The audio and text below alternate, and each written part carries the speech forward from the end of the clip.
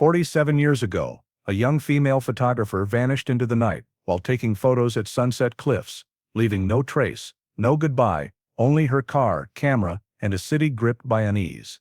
Authorities suspected a man who knew her might be involved, but with no body, no evidence, the case quickly faded into obscurity. For decades, her family and old friends lived with unspoken pain, clinging to the hope that she was still out there somewhere. Then one day, when a young detective reopened the cold case, she uncovered a small detail everyone had overlooked, a detail that seemed insignificant but shook the entire community. Before diving into this haunting story, let us know where you're watching from, and if you enjoy this video, don't forget to subscribe to catch the next cold case. The summer of 1975 brought the warmth of Pacific breezes, the smell of sea salt, and the lively sounds of beachside bars to Ocean Beach, San Diego. Newport Avenue glowed with lights, 1970s rock music blending with crashing waves, and the chatter of young people leaving parties. Among them was Elena Ward, a 24-year-old freelance photojournalist who stepped out of the Silver Lantern Bar after attending a colleague's birthday. Friends described her as independent, with eyes always chasing the perfect light, and a habit of carrying her camera everywhere. That night, Elena wore a light jacket, her camera slung over her shoulder, a smile lingering as she said goodbye at the door. She mentioned she'd take a few night shots before heading to her small apartment a few blocks away. Car headlights reflected off her lens as she crossed the street, her slender figure fading into the thick sea fog near the Sunset Cliffs. That was the last time anyone saw her. The next morning, the newsroom where Elena worked noticed she didn't show up as scheduled. Friends thought she might be tired or out shooting early. By noon, her apartment phone went unanswered. By afternoon, colleagues called her mother, Martha Ward, in Riverside. Martha felt uneasy. Her daughter never disappeared without notice. The day passed with growing anxiety.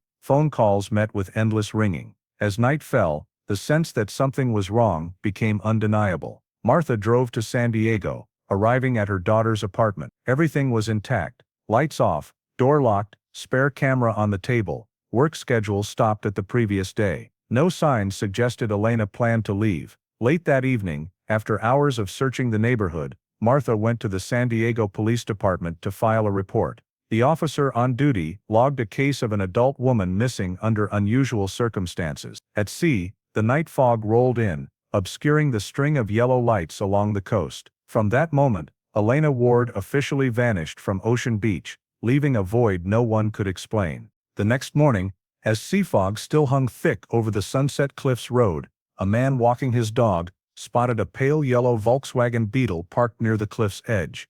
The car tilted slightly toward the sea, its front right wheel less than a meter from the drop. Headlights were still on, the driver's door ajar, the seat damp with dew, the engine long cold. The man called out, got no response, and alerted the police.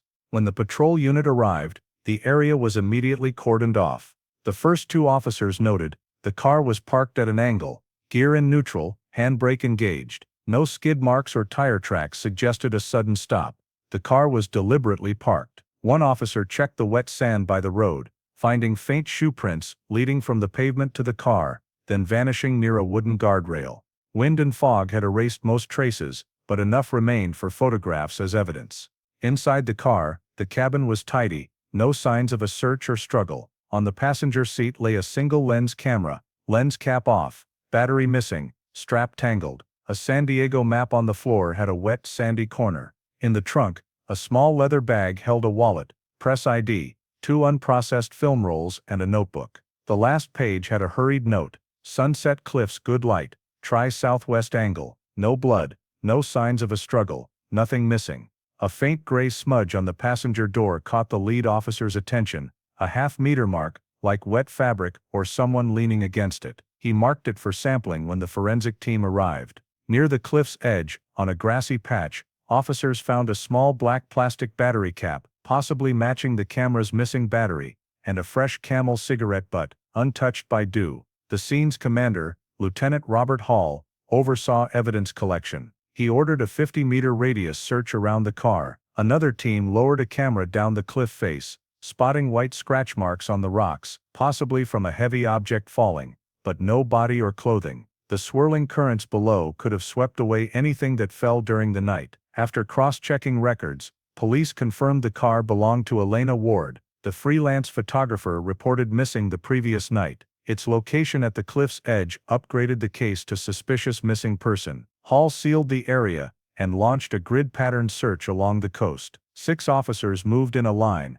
arms length apart, sweeping the grass and rocks. They recovered a gray fabric scrap, coated with sand and seaweed, possibly wool or synthetic. As evidence was sealed, Hall noted environmental conditions, southwest wind, high humidity, thick fog, factors that could erase traces within hours. He wrote in his field notebook, "Car shows no damage, inconsistent with accident or fall. Human intervention likely." Before leaving, an officer suggested lowering a boat below the cliff, but Hall delayed it due to strong waves, opting for a dive team the next morning. The Beetle was towed to a storage facility to protect it from salt and moisture, covered with a tarp. Its parts, steering wheel, seats, floor mats, gear shift, photographed and tagged. The final evidence list included a camera showing signs of use before being dropped, a salt-stained map, a gray fabric scrap, a Camel cigarette butt, a black plastic battery cap, and faint, partially erased shoe prints. Hall reviewed his notes, standing quietly by the cliff's edge. He noted an eerie stillness,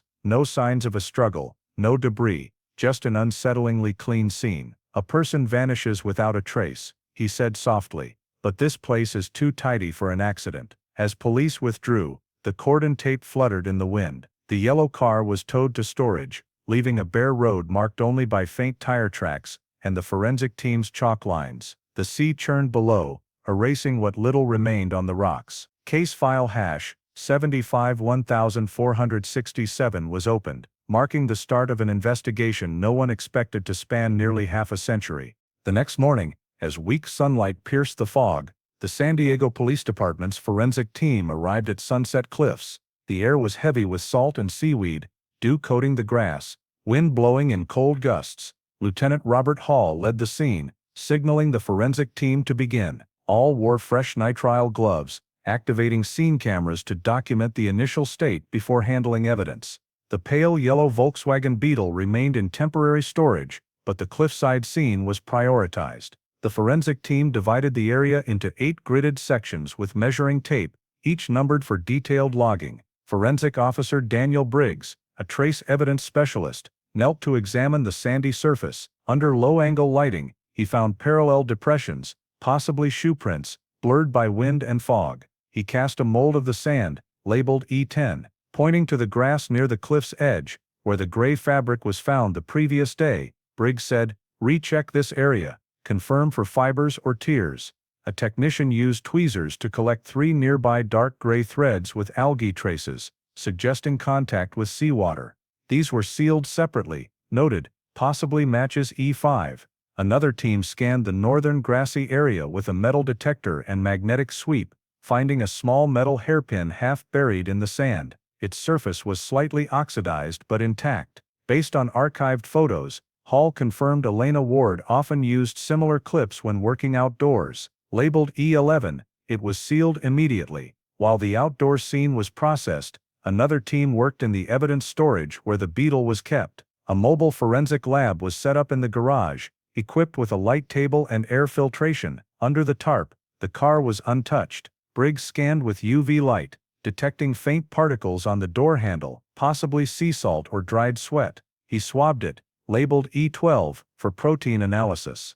The driver's seat, passenger seat, gear shift and floor mats were removed one by one. Each was vacuumed with a specialized machine using sample filters. In the passenger seat filter, they found an 8 cm brown hair curled in a cushion crevice. Under a microscope, the hair had a root with cellular material, suitable for DNA testing. Hall gave Briggs a slight nod. "Keep it safe, this could be key." In the trunk, they found a neatly folded light blue handkerchief with EW embroidered on the edge. It was photographed and sealed in a moisture-proof bag. Nearby, 2 unprocessed Kodak film rolls were handled carefully, with temperature and light controlled to preserve potential images. Briggs noted, "Prioritize developing, may contain victims' last photos." Under the driver's seat, a technician found a white crystalline salt residue. A quick ninhydrin test was negative for blood, positive for sodium chloride, sea water. This suggested the driver had contact with seawater or heavy fog before entering the car. After 3 hours,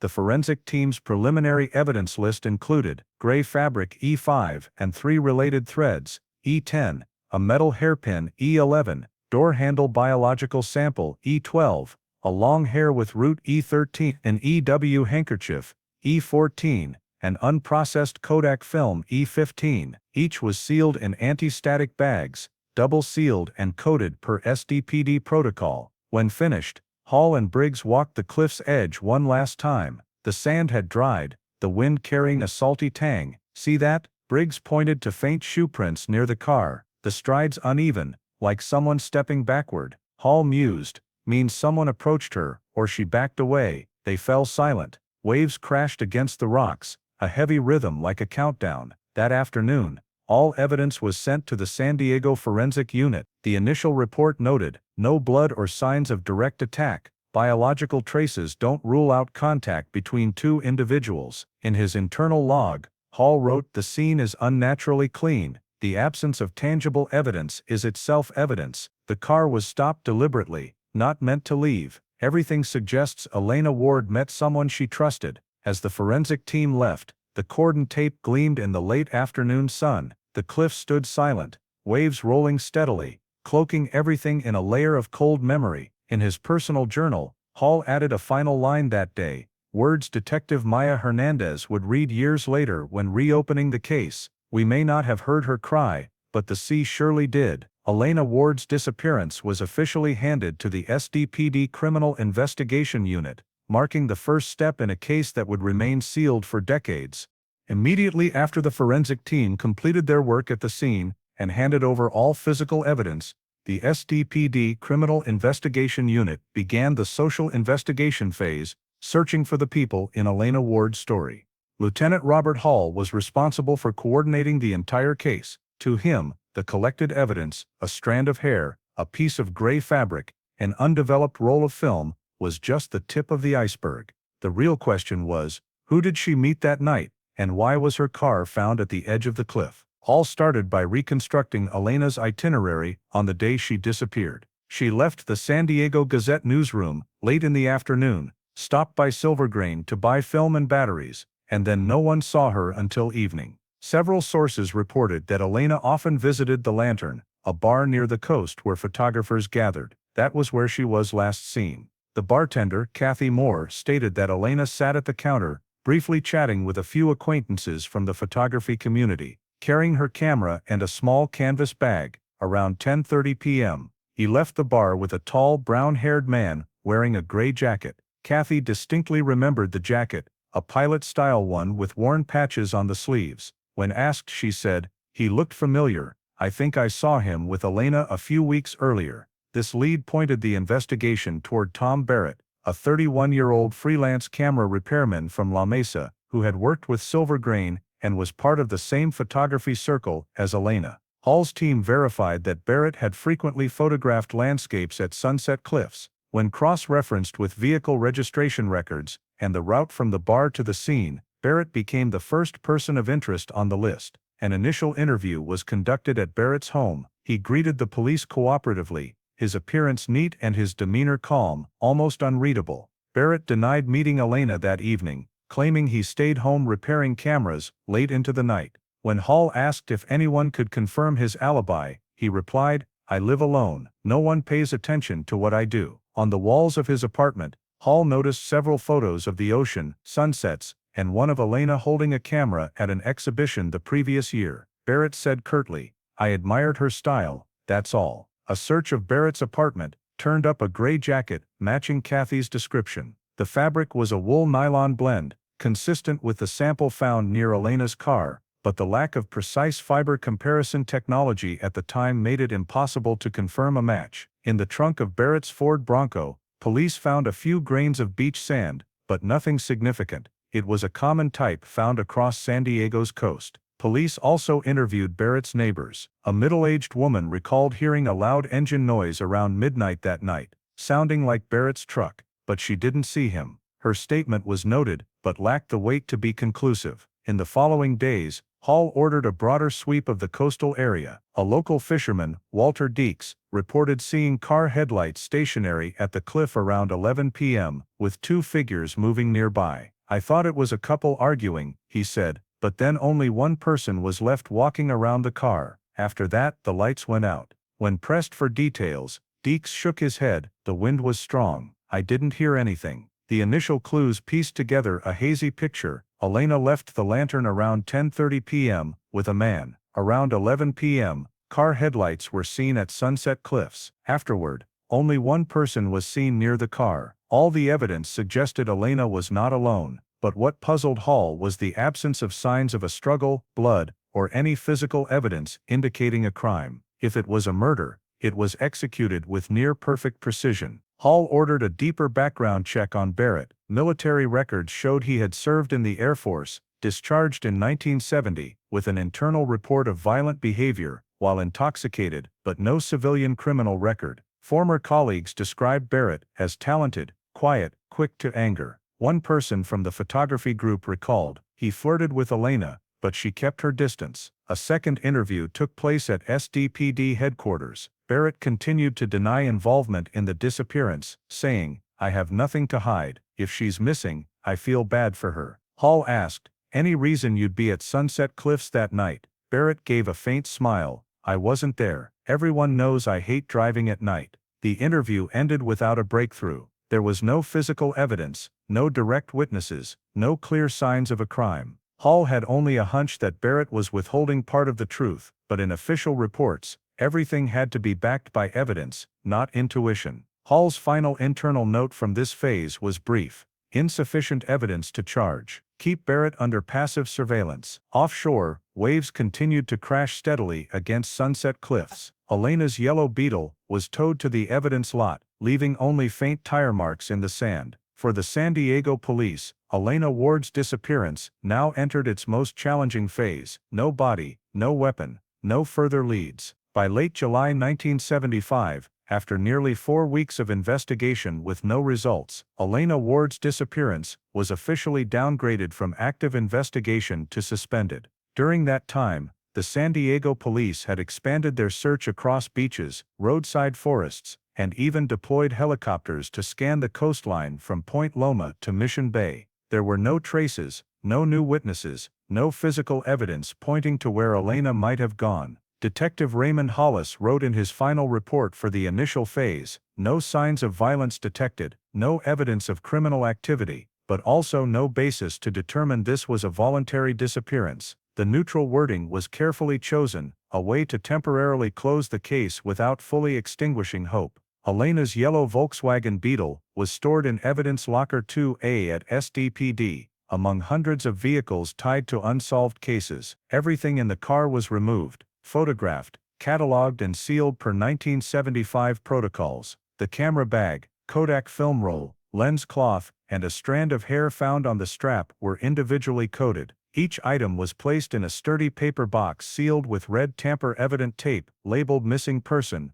Elena Ward, Case File #751467. The evidence box was sealed with wax and stored on a metal rack alongside dozens of other unresolved cases. Hollis spent a few more days reviewing the file one last time. He checked statements, scene diagrams, Barrett's interview transcripts, and the list of completed search areas. Everything led back to the same dead end: nothing. There was no evidence Elena left Ocean Beach, nor proof she traveled beyond a few miles from the area. Her bank confirmed no transactions after her disappearance. Her passport, Idaho, and spare camera remained in her apartment. Hollis knew that as time passed, cases like this became nearly unsolvable. No witnesses, no physical evidence, no body. In his final report, he wrote, "Low likelihood of survival, likelihood of locating victim undetermined." The case was handed over to the Cold Case Unit for archiving. Per protocol, it would be revisited if new evidence emerged or a similar case surfaced locally. At the time, San Diego was grappling with dozens of missing persons cases,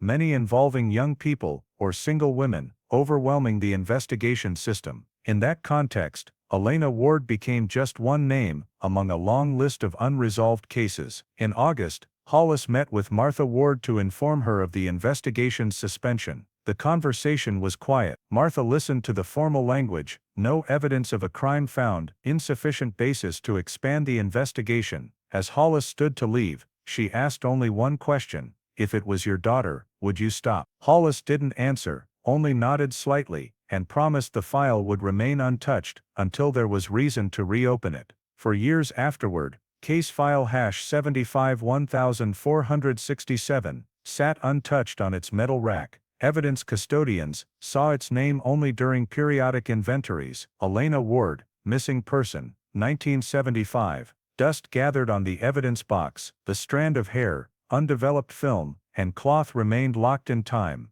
DNA testing and image recovery technologies, later commonplace, were still foreign concepts to investigators then. No one imagined that one day, these small pieces of evidence might speak what humans could not. Hollis continued working at the department for another decade, occasionally visiting the evidence locker to revisit cases that haunted him. Elena Ward's always among them. He kept a copy of the scene photo, sometimes pulling it out at the end of a shift, as a stubborn habit. In his personal notebook, he once wrote, "If she's alive, she would have spoken by now. If she's dead, the ocean won't keep its secret forever." That was his final note on the case before retiring in 1985. When Hollis left the force, a new generation of investigators took over. They read case #751467, seeing an incomplete story: a young woman vanished, a car abandoned, a few small pieces of evidence, and a man briefly mentioned in interviews.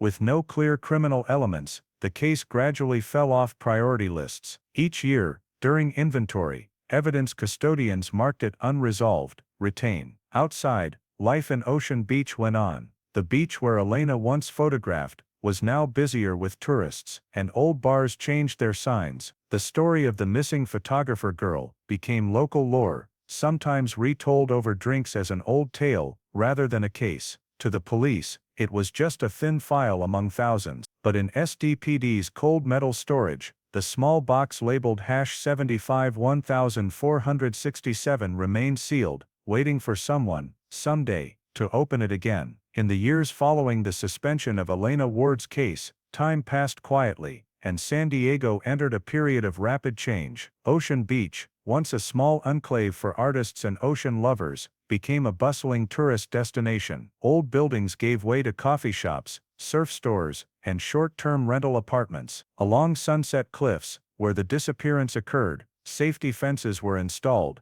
and dangerous edge, stay back signs were posted. Most newcomers had no idea that nearly half a century earlier, a young woman had vanished without a trace. For the San Diego police, case #751467 was just an old file in the evidence storage system. When Detective Raymond Hollis retired in 1985, it was handed to the Long-Term Records Unit. No one actively monitored it, no requests were made to reopen it, and no new evidence surfaced. Younger investigators, skimming cold case lists, often overlooked it due to the lack of clear criminal elements, prioritizing cases with witnesses, blood evidence, or defined suspects. Elena was just one of many who disappeared in the 1970s. Time eroded memory. Elena's mother, Martha Ward, lived in Riverside for another decade, sending dozens of letters to the police asking for updates. The response was always the same: no progress. By the late 1980s, she stopped writing. Elena's former colleagues left the newsroom, and the new generation knew her only through old photos in the archives. Only Hollis, in retirement, occasionally visited SDPD during year-end inventories. He'd walk the long hallway to the evidence locker, where fluorescent lights illuminated rows of metal racks, holding the box labeled #751467. Once he brushed the dust off the box,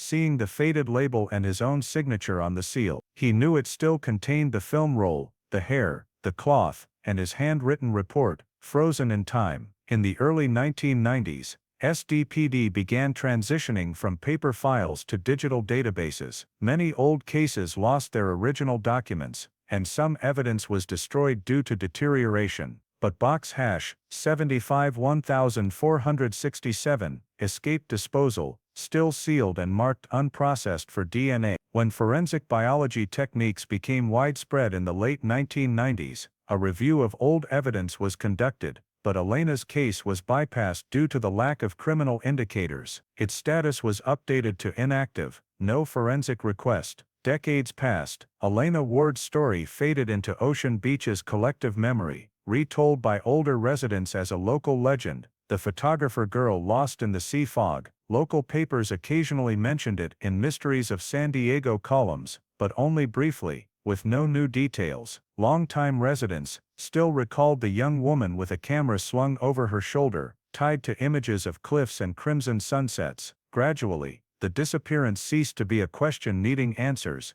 becoming a symbol, a tale told over coffee, a memory woven into the landscape. In the evidence locker, everything remained unchanged. The storage conditions, though outdated, were stable: low humidity, dim light, consistent temperature. The hair in its vial stayed sealed, the undeveloped film sat in a moisture-proof bag, and the cloth was double-wrapped in paper. New technicians, checking the inventory, wondered why this case remained intact, as protocol typically allowed destruction of non-criminal missing persons evidence after 10-20 years. No one knew why it was spared, perhaps because of Hollis's scrawled note on the box's edge, "Keep until case is found resolved." That brief note was enough to preserve it all. By the early 2000s, Elena Ward's name was largely unknown to the new generation of investigators. San Diego had grown into a major city, with high-tech crime, drug trafficking, and new cases consuming resources. A 1975 missing persons case was a relic of a different era, before DNA, computers, or national databases. Yet in the new digital storage system, the simple entry "Elena Ward, missing person,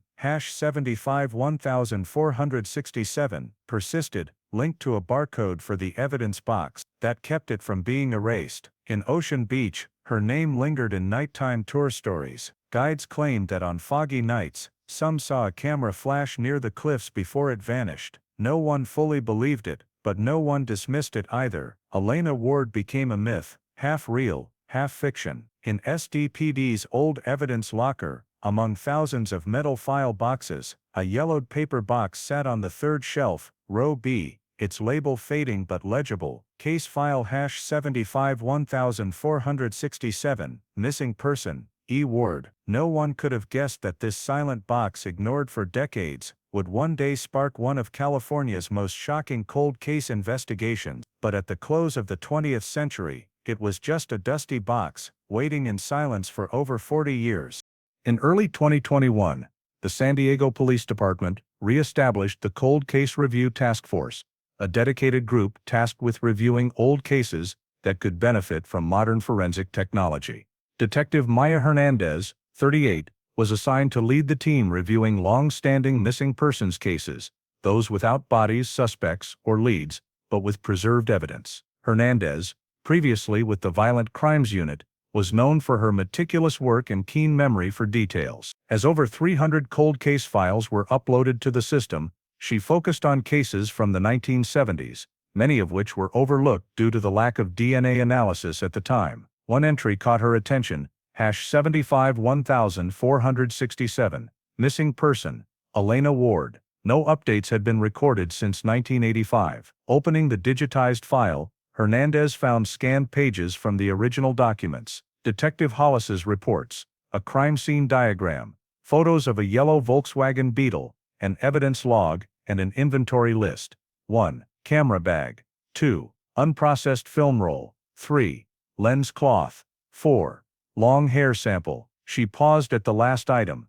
Long hair sample, a rare find in missing persons cases from that era. Most biological evidence from the 1970s had been destroyed or degraded. If this hair was still intact, it could yield viable DNA. She immediately called the evidence storage unit to confirm the status of the sealed box. That afternoon, Hernandez visited Evidence Facility 2A, a gray building near the city's outskirts. The storage clerk, a man with over 20 years on the job, led her through rows of towering shelves. LED lights glinted off thousands of paper boxes and metal containers, each labeled with a case number. At row B, shelf 3, he pointed, "Here, #751467, unopened, since it was sealed in 1975. The box had yellowed, its handwritten label in blue ink still bearing Hollis's clear signature. Hernandez donned nitrile gloves and carefully inspected the seal, intact wax, unblemished red stamp,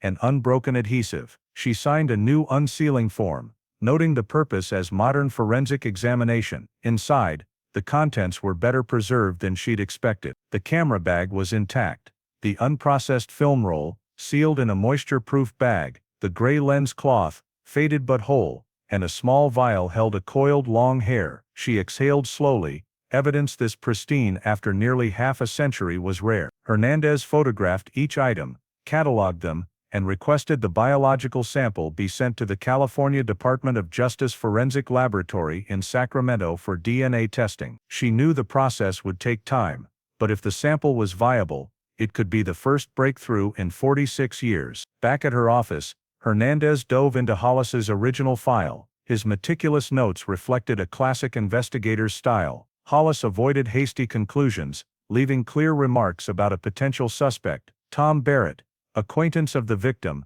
resides in La Mesa, former Marine. She accessed California's resident database, entering Barrett's name and birth year, 1940. The system returned a hit. Tom Barrett, living in La Mesa, now 79 years old, alive, with a stable residency record and military benefits. Maya lingered on this detail, staring at the screen. After nearly half a century, the only man named in Hollis's file was still within a 15-mile radius. She printed the entire file, binding it into a thick stack. That evening, in her softly lit office, Maya spread out a large 1975 San Diego map on her desk. She marked key locations: the Silver Lantern Bar, Elena's apartment, the site where the car was found, and Barrett's residence. The 4 points formed a tight triangle, all within a 5-mile radius. Her investigator's instinct told her this was no coincidence. The next day, she submitted a request to her commander to officially reopen case #75-1467,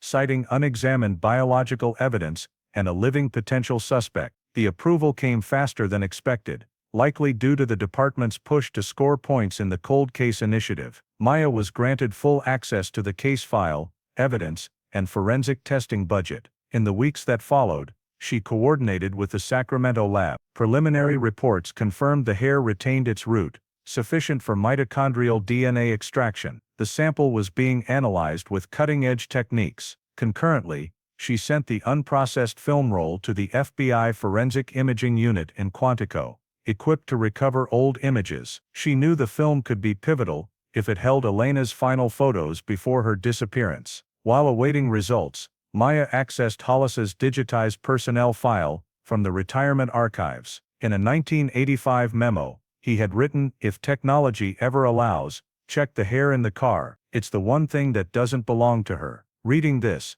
Maya felt a chill. Nearly 4 decades later, his prediction was coming true. In March 2021, she called the forensics lab for a final confirmation. DNA results could be ready within weeks. Simultaneously, the FBI reported partial recovery of images from the film roll. Some frames showed a coastline, a lamppost, and a stranger's silhouette reflected on the car's glass. Maya knew that photo, along with the pending DNA results, could shift case #75-1467 from missing to criminal. That evening, leaving the precinct, she paused in the parking lot, gazing west where the sunset painted San Diego's sky red. The sea breeze carried a salty tang, just as described in the 1975 file. Hernandez understood she was continuing a journey Detective Hollis began nearly half a century ago, a quest to uncover the truth behind Elena Ward's disappearance. This time, she wouldn't let it be buried again. The Kodak film roll,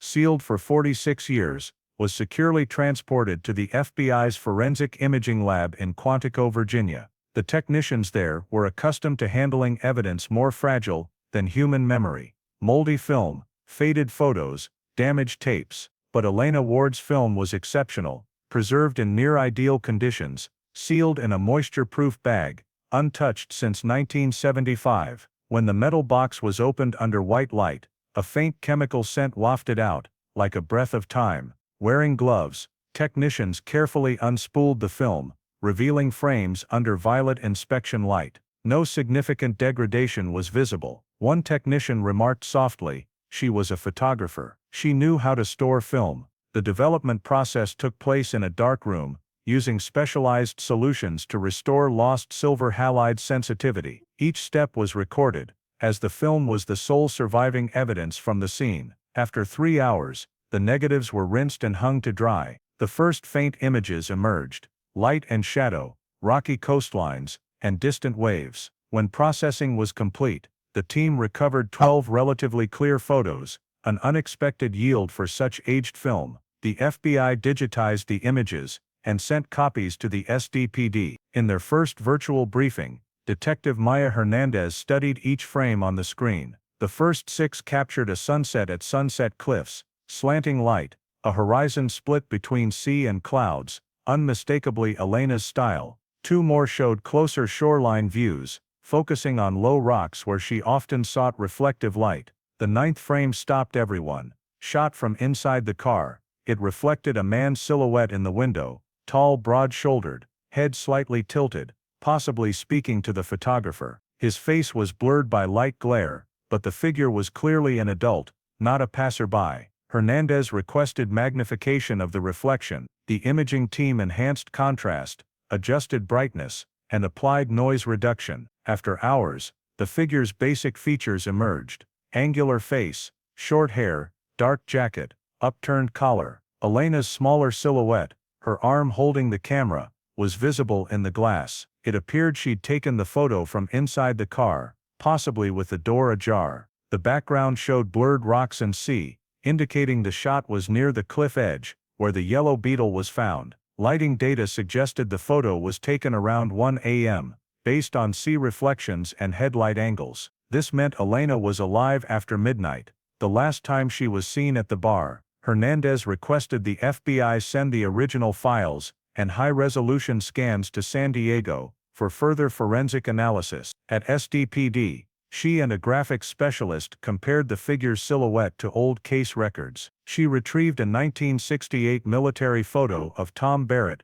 from his Marine days and placed it beside the reflected image. The shoulder ratio, neck width, and head tilt matched strikingly. It wasn't definitive proof, but Hernandez felt a chill as the film's silhouette aligned near perfectly with Barrett's old photo. The team analyzed the remaining frames. The final 2 were blurrier, likely taken in haste: a tilted sky, headlights casting light on the ground. One showed a streaking light trail, as if the photographer moved quickly or was pulled.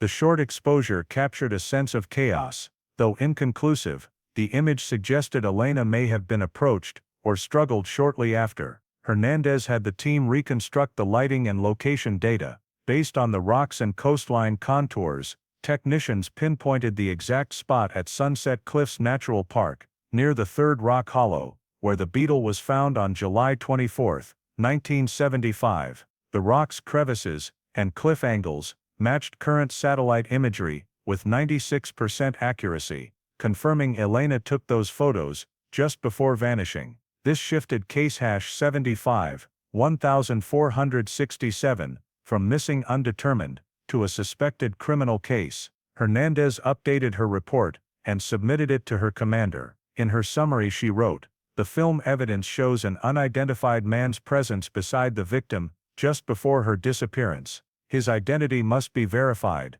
Meanwhile, the Sacramento lab reported successful mitochondrial DNA extraction from the hair, now being compared to California's demographic database. The likelihood of a match with the Barrett family in La Mesa was rated high. Maya knew she was at a turning point. The evening she received the final photos, Hernandez sat alone in her office, studying the reflection: Elena inside the car, the man's silhouette outside the glass. Headlights cast a dividing line between 2 worlds, the photographer and the figure, perhaps unaware he was captured. She thought of that moment, possibly seconds before it all ended. Hernandez printed the photo, placed it beside Barrett's file, and wrote a brief note: "Possible presence confirmed." She filed it silently. Outside her window, San Diego's night breeze carried the sound of waves from the coast Elena once photographed. After 46 years, her final film had spoken, not in words, but through the only image left in the darkness: a man beside the car, just before Elena Ward vanished forever. The Sacramento Forensic Lab's report arrived at the San Diego Police Department on a late March 2021 morning, 3 days after the reflection photo was verified. Detective Maya Hernandez received a sealed yellow envelope on her desk, marked confidential, mitochondrial DNA analysis. Wearing gloves, she slid it open and pulled out a 7-page report. The first line stopped her breath. Mitochondrial DNA analysis from the hair sample matches the Barrett genetic lineage, haplogroup H1A, consistent with biological data from 2 individuals residing in La Mesa, California. Maya sat still, eyes fixed on Barrett. The name had lingered in Hollis's file for 46 years. For the first time, physical evidence linked this man to the scene. The report continued. Probability of a match in the U.S. population, 0.03%. The mitochondrial DNA is robust enough to indicate maternal lineage. Attached was a comparison with public and military databases. 2 matches, Thomas Barrett 79 years old, and Ellen Barrett deceased sister 2018. There was no doubt the hair in Elena Ward's car came from the Barrett bloodline. Maya immediately called California's resident data center to confirm Thomas Barrett's current status. Records showed he still lived in La Mesa, in a small single-story house on El Cajon Boulevard, less than 20 kilometers from downtown San Diego. He received regular veteran benefits, had no criminal record, and no recent violations. A quiet life, unremarkable to anyone unaware of a missing person case from 4 decades ago. But the DNA results shattered that calm. At noon, Hernandez held an urgent meeting with the cold case unit's commanders. She presented the DNA report and the recovered film images. The room fell silent as she displayed the reflection photo alongside Barrett's military profile picture. "This is the same person," she said firmly. "And now, science proves his biological trace was in the victim's car." A veteran officer asked, "Could the hair be from casual contact?" Maya shook her head. "Unlikely. They weren't close acquaintances, and the car was found hours after her disappearance. There's no reasonable explanation for Barrett's hair being there, unless he was in the vehicle." The command board agreed to reclassify case #75-1467 from missing person to homicide. Suspicious circumstances. Hernandez was authorized to launch a formal criminal investigation with Barrett as the primary suspect. She promptly requested surveillance orders and access to his financial, communication, and medical records. Military records showed Barrett served at Camp Pendleton, discharged in 1972 due to a minor injury. He'd since lived quietly in San Diego, working as a mechanic. Unmarried, no children, few friends. Neighbors described him as quiet, punctual, not talkative, a perfect image of harmlessness, if not for the silhouette in the 1975 photo and the hair in the car. Maya and 2 other officers discreetly monitored the area around Barrett's home. The small house, with gray walls, had a front yard of roses and cacti. Each morning, he bought coffee at a nearby diner, read the paper, and walked home. He lived alone. Hernandez felt the paradox between the quiet old man before her and the chilling figure in the old film. She knew cases like this often left few traces. The perpetrator had lived a lifetime without accountability. But now, a hair thinner than thread bridged 2 moments half a century apart. While the team monitored Barrett, Maya had all old evidence re-examined for further corroboration. The lens cloth retained Elena's DNA, with no foreign traces. The camera bag held no foreign skin cells or sweat.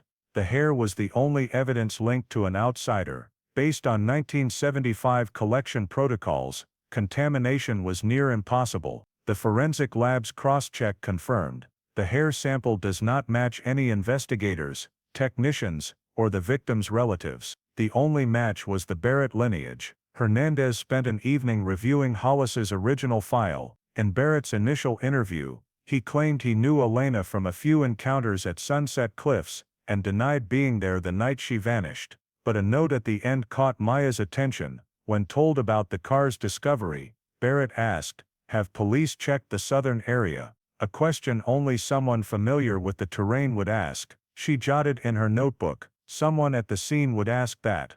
The next day, Hernandez visited Hollis, now 84, at a nursing home in Chula Vista. When she mentioned Elena Ward, he fell silent for a long moment before saying, "I've been waiting for someone to ask me that for 40 years. Maya shared the film findings, the DNA results, and Barrett's name. Hollis's eyes gleamed with an old but resolute spark. "I knew something was off with him, but in 1975, we had nothing but gut instinct. You're luckier than I was. You've got science on your side." Back at the precinct, Maya began drafting a request for an official surveillance warrant and a fresh DNA sample from Barrett for comparison. She needed a second, stronger piece of evidence to confirm the hair was his. The forensic lab suggested STR shirt tandem repeat analysis, a nuclear DNA test for precise individual identification, requiring a fresh sample. This meant collecting something Barrett recently touched: a coffee cup, cigarette napkin, anything. Meanwhile, Maya continued working with the FBI to refine the reflection photo analysis. Using facial recognition software, technicians estimated a 78% similarity between the silhouette and Barrett's military photo. She knew she was close, only one direct DNA confirmation away from unlocking the case. That evening, updating her investigation log, Maya wrote, "The hair, seemingly insignificant, has become stronger evidence than any testimony. Thomas Barrett is no longer just an acquaintance of Elena Ward. He was the last person with her, and he may have ended her life." In La Mesa, in a quiet house, the 79-year-old man still drank his morning coffee, read old newspapers, and remained unaware that his past was about to resurface, from a single hair left in a car, under the moonlight of a 1975 summer night. The personal file of Thomas Barrett was open on the computer screen in the investigation room of the San Diego Police Department. Detective Maya Hernandez spent the entire morning combing through every entry in the military, court, and civilian databases. The more she read, the more a chill ran down her spine at details that, nearly half a century ago, the police could not have fully known. Barrett was born in 1940 in Bakersfield, California. At 18 he enlisted, serving in the U.S. Marine Corps, and was deployed to Vietnam in 1967 as part of a combat engineering unit. His military record noted commendations for discipline and responsibility, but alongside these were a series of unpublicized internal reports, altercations with fellow soldiers, disorderly conduct while drunk, and a written account alleging an assault on a female nurse in the barracks, an incident handled internally without criminal charges. After being discharged in 1972 due to a leg injury, Barrett returned to San Diego, working as a mechanic and fishing boat maintenance worker. As Maya shifted to local records, she discovered Barrett had been warned multiple times for noise disturbances, threatening neighbors, and 2 public order violations in the 1970s. None resulted in serious convictions, but the pattern showed a tendency toward violence and hot-headedness, especially when drinking. A 1974 report from the San Diego Police Department noted, "Subject frequently visited the Sunset Cliffs area late at night, claiming to fish, but residents reported him shouting and throwing bottles into the sea." This line made Maya pause. Sunset Cliffs, the exact place where Elena Ward disappeared just a year later. She continued digging into residential records from that period. Barrett lived in La Mesa but had rented a small room near Newport Avenue from 1974 to 1976, just 500 meters from the Silver Lantern Bar. This meant that during the time Elena was alive and frequently photographing in that area, Barrett was practically a neighbor. Tax records showed he vacated the room just 3 months after Elena's disappearance and moved permanently to La Mesa, where he still resided. Maya noted, the timing of the move coincides with the conclusion of the 1975 investigation. A small article from August 1975 in the local paper caught her attention. A brief piece on page 3 of the San Diego Tribune mentioned a group of volunteers searching for the missing photographer girl at Ocean Beach. Among the listed participants from police records was Tom Barrett, a local volunteering to assist rescue efforts. Maya stared at the text in disbelief. The man who stood near Elena in her final photograph had joined the official search team just days after her disappearance. According to police notes from the time, Barrett helped set up safety barriers and assisted with transporting diving equipment. This made him a familiar face among the rescue team, and thus no one suspected him. For Hollis, Barrett's enthusiastic assistance likely explained why initial suspicions never developed into charges. Now for Maya, it only highlighted his manipulation, a perpetrator always seeking to hide in plain sight within the crowd. Maya sent a request to the National Personnel Records Center for Barrett's full military file, including psychological reports and disciplinary evaluations. The response, received a week later, confirmed that Barrett had participated in an anger management treatment program in 1971 at a military hospital in Okinawa, after an altercation that left a fellow soldier with a broken nose. Doctors noted, subject exhibits a tendency toward obsessive control and possessive behavior, particularly toward women. This sentence rang in Maya's mind like a warning bell. She compiled all the data into a new file: his military service, history of violence, residential locations, volunteer activities, and direct connection to the Sunset Cliffs area. It formed an undeniable picture. In her memo to her superiors, she wrote, Barrett was not only present in the victim's frequent haunts, but also actively participated in the search effort to deflect suspicion.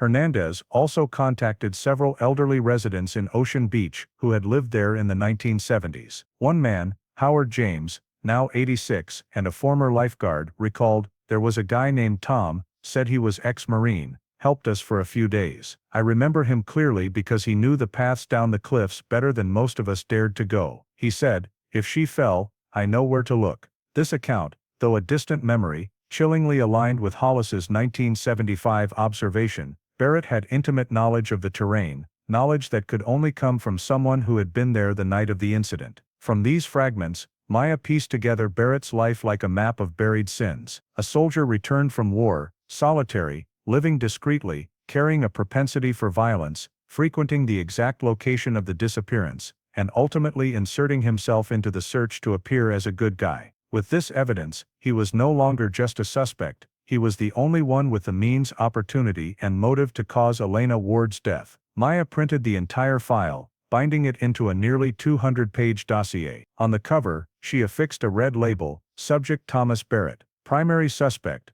Case #75-1467. The next step was to collect his current DNA sample for direct comparison. But before doing so, she sat back and looked at an old photo of Elena, a gentle smile, bright eyes gazing at the sea. Next to it was Barrett's photo in military uniform, his gaze cold and unreadable. Two people, two worlds, intersecting in a moment no one could have foreseen would define an entire life. That evening, Maya drove past Ocean Beach. The shore was calm, lights reflecting on the waves. She stopped near the spot where the beetle was found years ago. The cliffs had changed, but the feeling remained silent, heavy and cold. She understood that from this moment, the investigation was no longer just an old case, it was the continuation of a promise. Hollis's promise, now her own, to bring Thomas Barrett to light, so Elena Ward could finally come home. Confirming that the 1975 hair sample belonged to Thomas Barrett was the decisive step to shift the case from suspicion to action. But for Detective Maya Hernandez,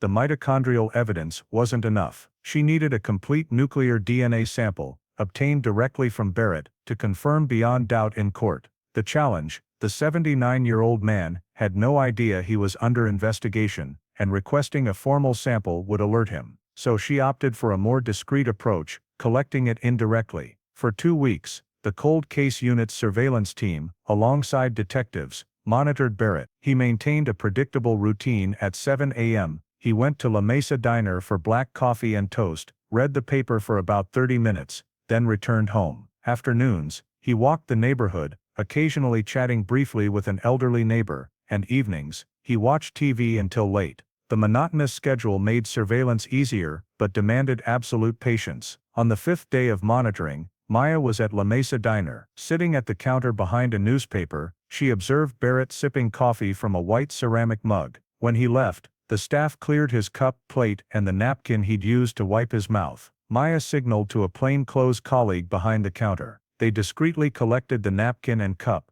placed them in a sterile plastic bag with fresh gloves, and sent them directly to the SDPD forensics lab under urgent protocol. The operation was so swift no one noticed, not even Barrett. The samples were delivered that day to the California Department of Justice Forensic Lab. Technicians extracted oral epithelial cells from the cup's rim and dried saliva from the napkin. They ran STR short tandem repeat analysis to create a complete genetic profile. 3 days later, Maya received the news: the nuclear DNA sample from the items matches 99.998%, with the mitochondrial sample from the hair in Elena Ward's car. The 12-page report bore the state forensic agency's seal. A hair, a coffee cup, and a saliva trace together, they bridged the past to the present. Maya read each line of the results, feeling a mix of relief and anticipation. This was the final piece she'd awaited for months. She immediately printed the report, along with restored film images and military records, and brought them to an urgent meeting with her captain. In her presentation, she stated clearly,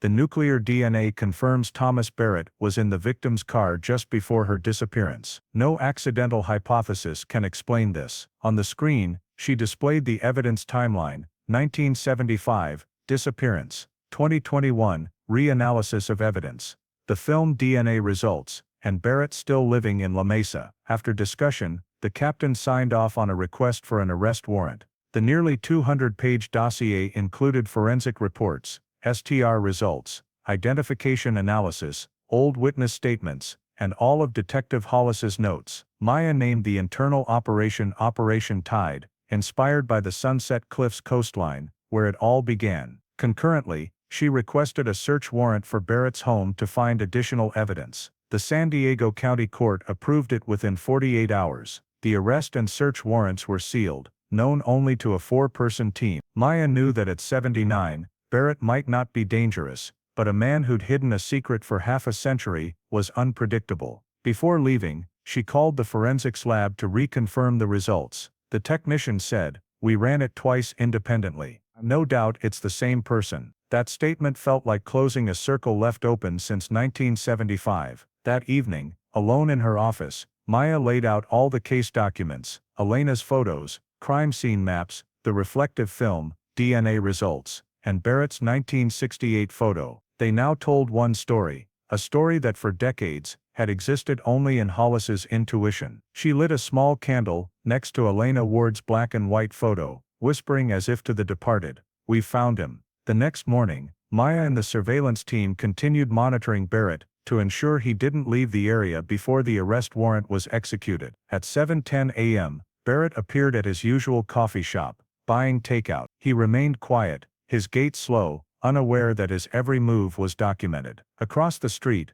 Maya watched through binoculars. In the morning light, the man looked unremarkable, a part of La Mesa's calm streets, but to her, he was the shadow in the film, the hair in the car, the wave crashing against a city's memory. When Barrett left the diner, she signaled the team to end the shift and return. In her hand was the signed arrest warrant, awaiting execution. Maya closed the file, exhaling. Nearly half a century later, Hollis's promise was finally fulfilled. Elena Ward was no longer just a missing name in a file. From now on, it was a murder case, with evidence, a suspect, and justice on the horizon. Having the DNA results and an unexecuted arrest warrant made Detective Maya Hernandez more cautious than ever. She wanted to ensure the case stood not only on forensic evidence, but also on the accounts of those who knew Elena Ward, human memories that could breathe life back into a case long grown cold. The investigation team began tracking down the last witnesses from 1975. The first list included colleagues from the San Diego Sun-Chronicle, where Elena worked as a photojournalist. Many had retired or left the state,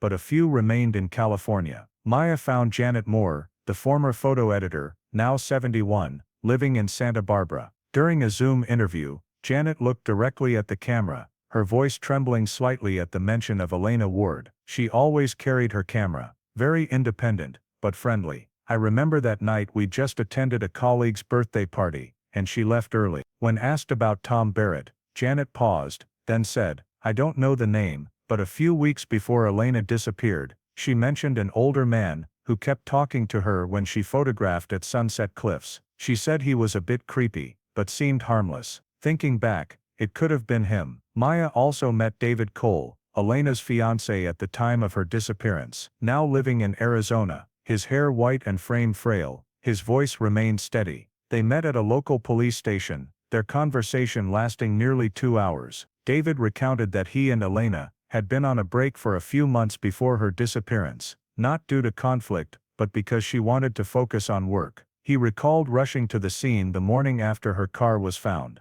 "I met a man there, said he was helping the police search. Tall, graying hair, wearing sunglasses. I thought he was a volunteer." Looking back, It was him, Tom Barrett. I didn't know who he was then, but he asked me odd questions. Do you think she slipped, or was pulled down by someone? I remember because he spoke like he already knew the answer. Maya recorded his statement, had it notarized, and David signed it. He was the first witness to confirm Barrett's presence at the scene days after the incident. Hernandez then tracked down residents from Elena's old neighborhood. Most had moved, but through residential records, she found Carol Jennings, 83, who lived above Elena's apartment in 1975. Carol still resided in Ocean Beach, now in her daughter's apartment. When Maya visited, Carol greeted her with a kind smile, but it faded at the mention of Elena Ward. I still remember that girl, so sweet, always photographing the kids around here. The week before she disappeared, a strange man was at her door. I saw him through my curtains, asking her something, then smiling. But Elena looked uncomfortable. Maya showed her an old photo of a young Barrett. Carol studied it, and nodded. That's him. I can't forget those eyes. Her confirmation was recorded, added to the file with date, location, and detailed description. Next, Maya recontacted Howard James, the former lifeguard she'd interviewed earlier. He agreed to provide an official statement. In a recorded session, he said, I saw him in the search group. He always took the lead, saying he knew where to check. Once he pointed to the area where I now think the car was found. When our divers found nothing, he said, stop looking. The waves probably took her. I didn't understand why he was so certain. When Maya asked why no one suspected him, Howard sighed. Because he acted like he cared. Everyone thought he just wanted to help. These accounts were compiled into a timeline. Barrett was seen around Elena's apartment, before her disappearance, at the search scene afterward, and identified by at least 3 independent witnesses. Though not physical evidence, they strongly bolstered the legal case that the suspect was in key locations, had direct contact with the victim, and knew details only someone involved would. With all statements gathered, Maya sent the transcripts to the San Diego District Attorney's Office. She included her report, concluding that independent witnesses, at 3 different locations, confirmed Thomas Barrett's presence before and after Elena Ward's disappearance. By now the picture was clear. A former soldier with a violent history, living near the victim, seen around her apartment, and the scene, with his DNA in her car. That afternoon, back at the office, a new message from the DA's office awaited, sufficient grounds to prosecute and execute the arrest warrant. Prepare deployment plan.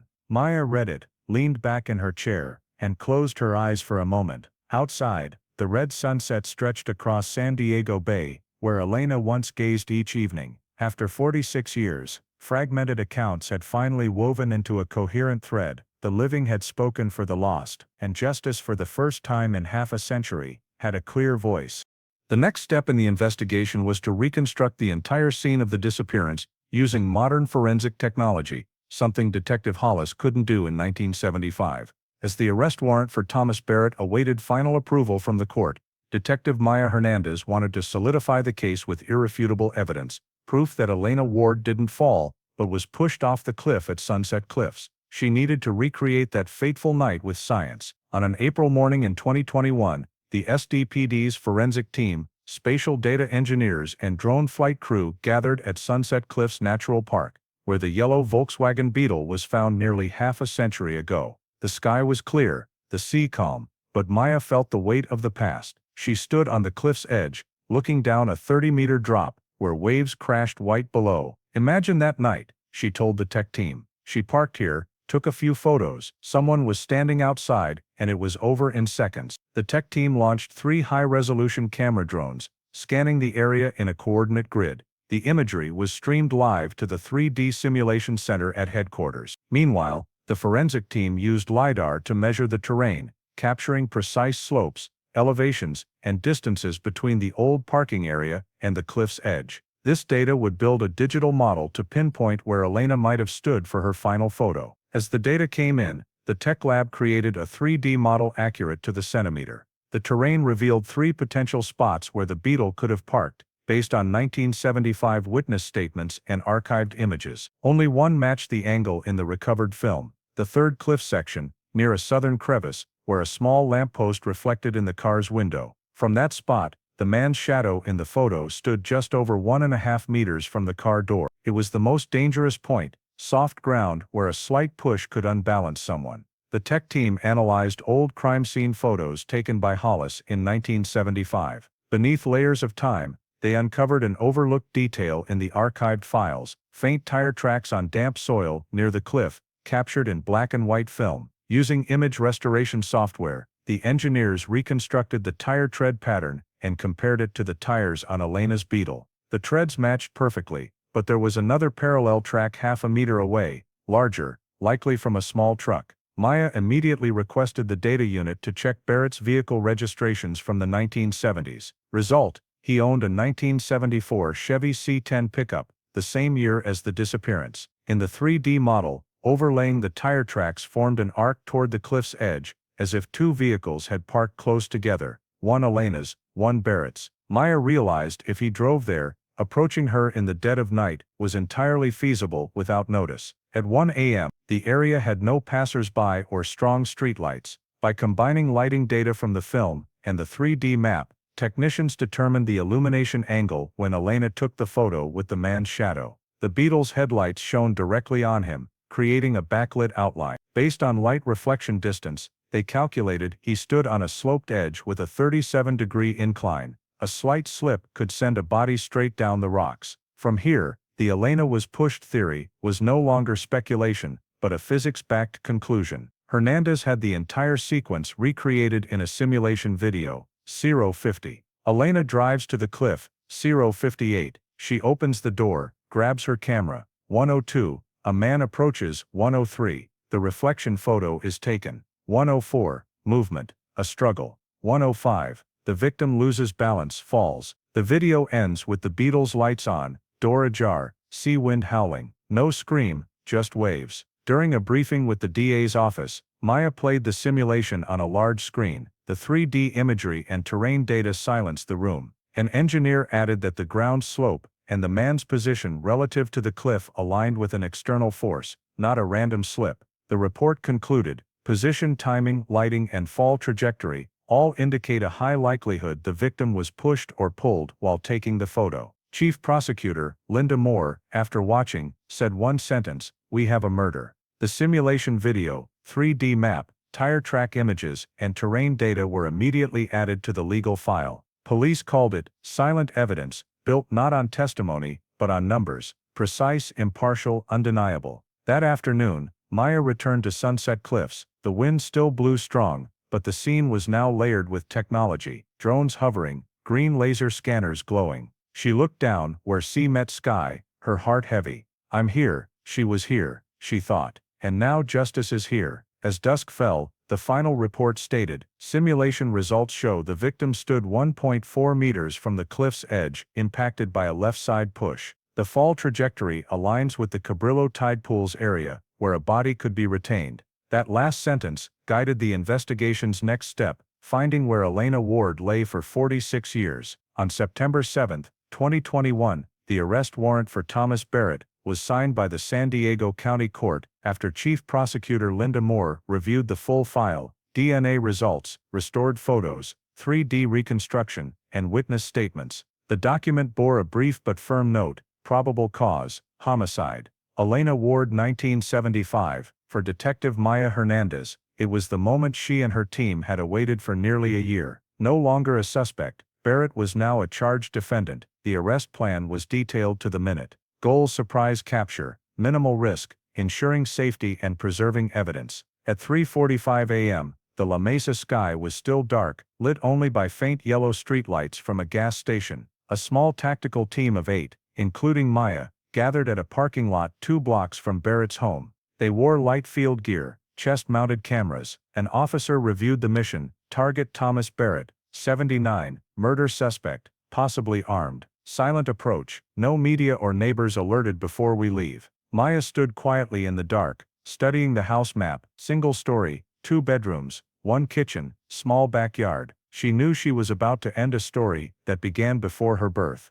At 4:10, they moved silently. The street was empty, only the soft sound of boots on pavement and breaths over comms. At the door, the team leader signaled. 2 officers flanked the back, another group secured the front. "Breach," Maya whispered. A faint metallic click sounded. As the door swung open, flashlights flooded the quiet living room. An officer's voice rang out, San Diego Police Department. Mr. Barrett, we have a warrant. The old man appeared in the hallway, in a robe, face stunned. He blinked into the blinding light, and said hoarsely, "You're 46 years late." The words briefly froze the team. Maya stepped forward, reading the warrant per protocol. Barrett didn't resist, raising his hands, his voice eerily calm. "I knew this day would come." After cuffing him, the team searched the house under court order. Every corner was photographed, recorded. The house was tidy, sparse, with the worn feel of a loner's life. The bedroom had wartime black and white photos, a desk with a Bible and a small weathered wooden box. Inside, Maya found an old notebook,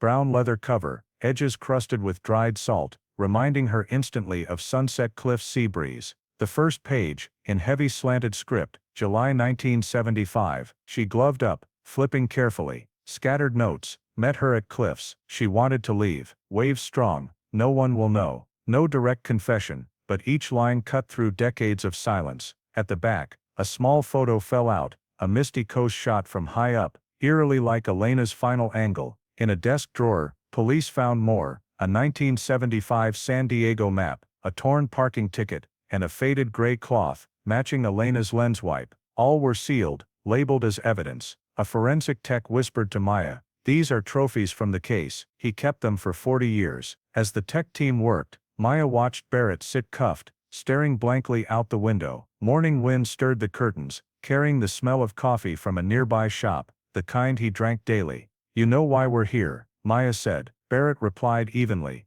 "I never meant to hurt her. It happened faster than I thought." She didn't respond, letting an officer re-read his rights. By 6 a.m., sunlight spilled over the rooftops. Neighbors began stirring, some peering curiously, unaware of the unfolding drama. A local TV reporter, tipped off, arrived at the street's end. Police kept them back, but cameras caught Barrett, silver-haired, head bowed, thin jacket flapping, as he was led to the car. Across the street, Maya stood by the command vehicle, watching with neither triumph nor pity, just a strange calm, as if time had closed a loop. All seized items went to the analysis center. Initial reports confirmed the notebook and cloth bore sea salt traces, likely from the cliff area. Maya sent the notebook for handwriting analysis against Hollis's 1975 records. Early results, near perfect match. The notebook became the final piece, tying Barrett's actions and thoughts to the night Elena vanished. By 9 a.m., at SDPD headquarters,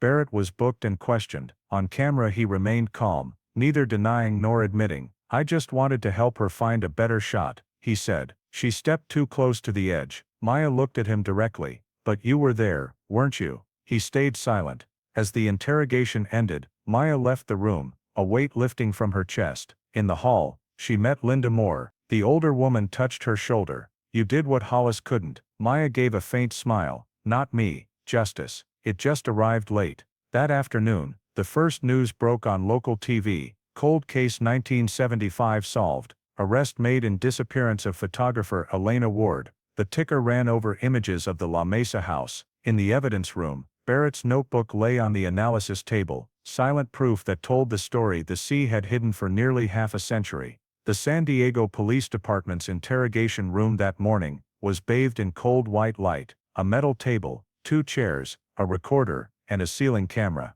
Thomas Barrett sat quietly, hands on the table, wrists still marked by cuffs. He stared ahead, eyes empty. Detective Maya Hernandez entered with a thick file, a water bottle, and a black coffee. She set the coffee before him, a small courtesy. "Want it?" Barrett nodded slightly, then fell silent. Maya sat, opening her notebook. She reread his rights. "You have the right to remain silent. Anything you say can be used against you in court. You have the right to an attorney." Barrett replied softly, "I understand." The questioning began with routine details: name, age, address, occupation. Barrett answered steadily, voice raspy, eyes unwavering. Maya shifted to the core. "Did you know a woman named Elena Ward?" He replied, "I remember her, the photographer from Ocean Beach." "When did you last see her?" "I don't recall, it was so long ago." Maya opened the photo file, placing down the reflection image from the film, a man's shadow outside the car, headlights shining on his face.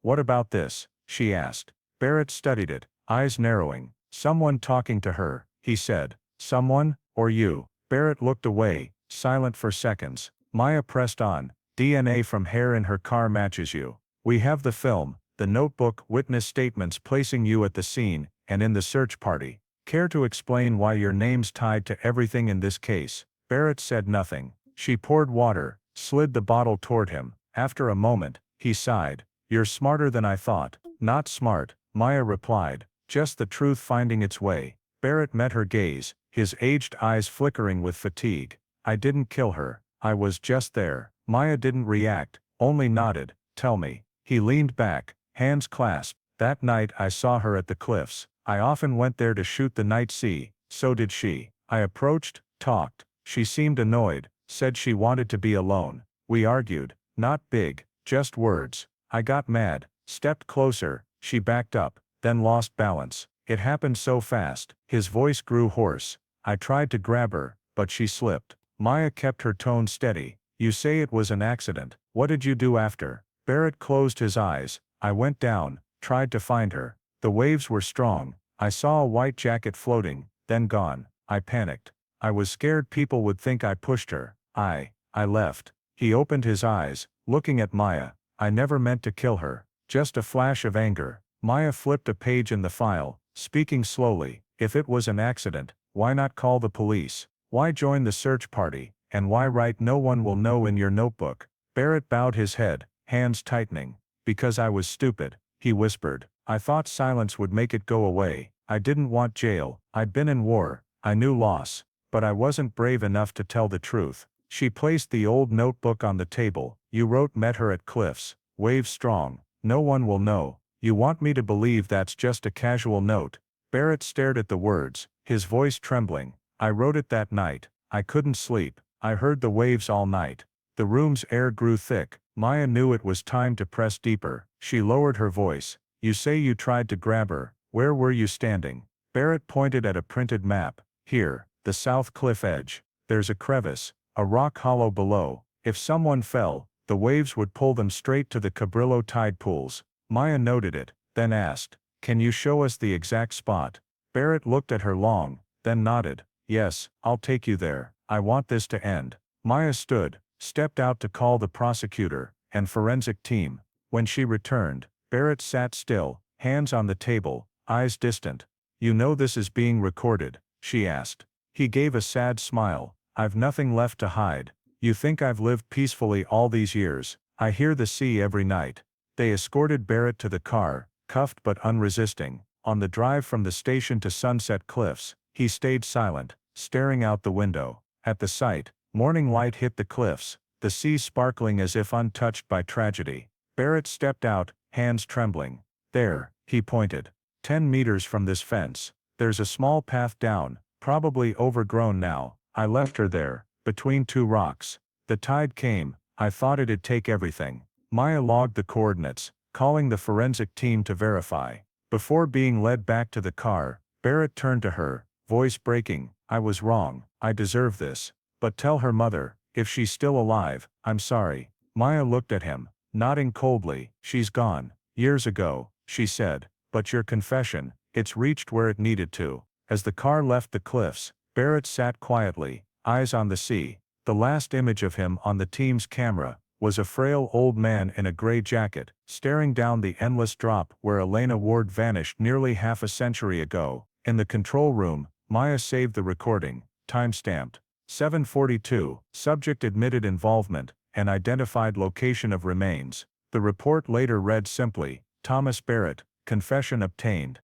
3 days after Thomas Barrett's confession, the San Diego Police Department's forensic team, in collaboration with California's Forensic Archaeology Unit, arrived at the Cabrillo tide pools, about 2 miles south of Sunset Cliffs. This area features low rocky shores with natural tide pools formed among ancient sediment layers. The waves crashed hard, and the wind carried a thick salty mist. According to Barrett's statement, it was here that he laid her down between two rocks on a summer night in 1975. That morning, the sky was clear, the sea a mirror-like blue, but the atmosphere was heavy with anticipation. Detective Maya Hernandez led the investigation team, joined by forensic expert Dr. Alan Cho and technicians from the California Department of Justice Forensic Unit. Before starting, she spoke briefly over the radio. Dangerous area, slippery ground, strong waves, keep your distance, and do not move anything if you find evidence. Everyone nodded, their boots crunching on wet sand amid the sound of waves. Using 3D modeling data and Barrett's directions,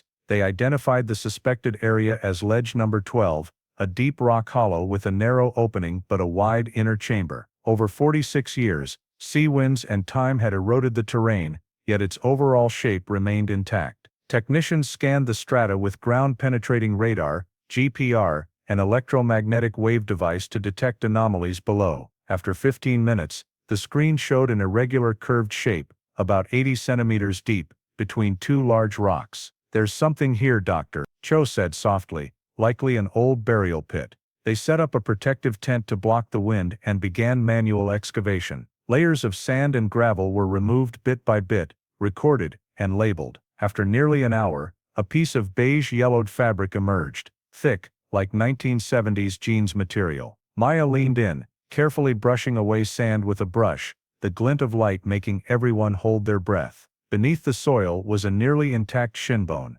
Dr. Cho, gloved, conducted a quick inspection. Adult human bone, female, size consistent with Elena Ward's data. No one spoke, but their eyes said it all. They had found her. The excavation continued for 4 hours. Deeper down, more scattered bones appeared. Pelvis, arm, ribs. Surrounding them were fragments of seashells and small rocks, signs the burial pit had been impacted by rising tides. Near the skeleton, technicians recovered a rusted semi-automatic camera, its lens shattered and body encrusted with white salt. Next to it was a silver bracelet with a faint E engraving. Maya recognized it immediately. It was the bracelet Elena wore in her last photo at the newsroom, a picture Hollis had kept in the case file for years. Maya clenched her fist, feeling as if she stood at the boundary between memory and reality. Dr. Cho ordered a pause to create a forensic map. Each item was numbered, photographed, measured, and sealed separately. The entire rock hollow was scanned with 3D photogrammetry to preserve its original terrain. A technician whispered over the radio,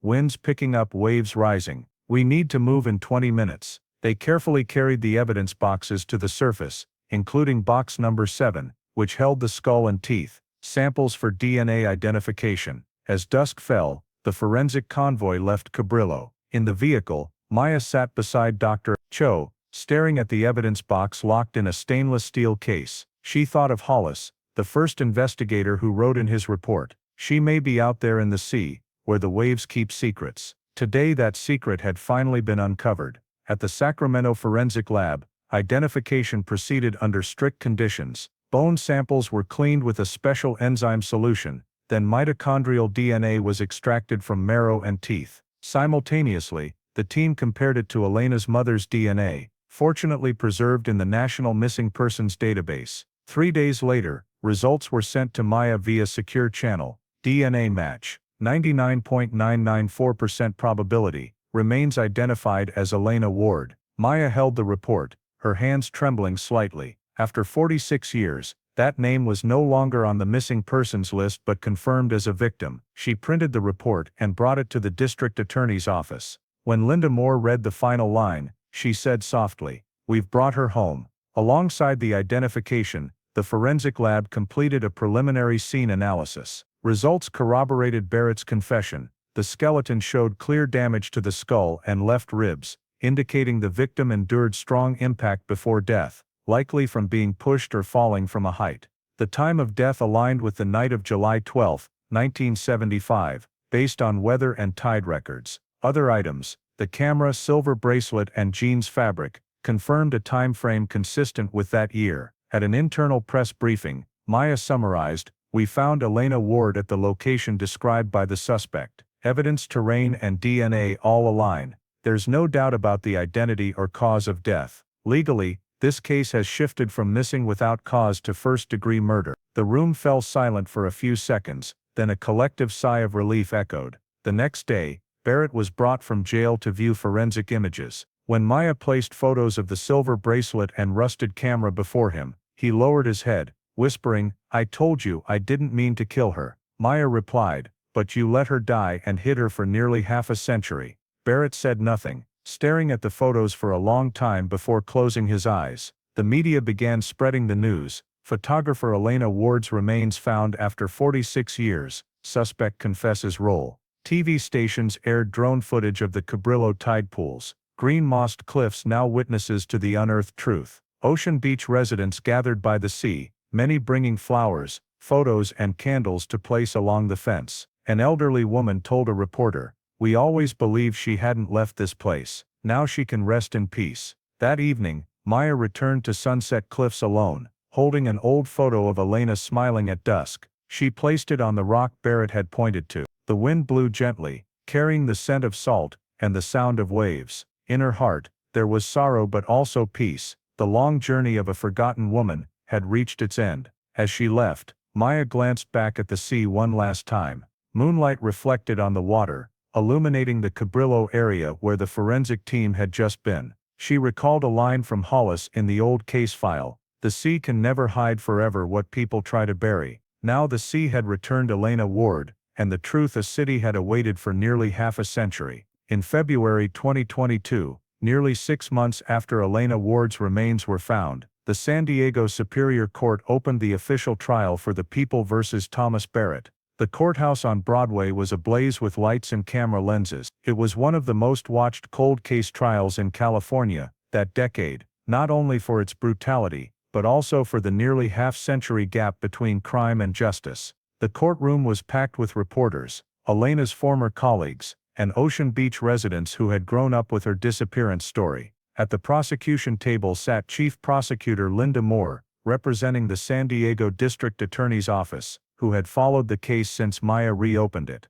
Across from her, Thomas Barrett sat quietly in an orange jumpsuit, his face gaunt, hair white, hands resting on the table. Before him was his court-appointed defense attorney. Detective Maya Hernandez sat in the front row beside investigation and forensic team members who had walked this journey with her. When Judge Honorable Rebecca Callahan entered, the room fell silent. The trial of Thomas Barrett, charged with second-degree murder under California Penal Code Section 187, regarding the death of citizen Elena Ward on July 12, 1975, begins. The prosecution opened with a brief statement from Linda Moore, her voice firm and clear. "Your Honor, this case is not just about a woman whose life was taken, but a testament that justice, though delayed, endures. We will prove that Thomas Barrett, with intent and action, caused Elena Ward's death, and then deliberately concealed his crime for 46 years. Linda presented the evidence. First was the DNA from a hair found in Elena's Volkswagen Beetle,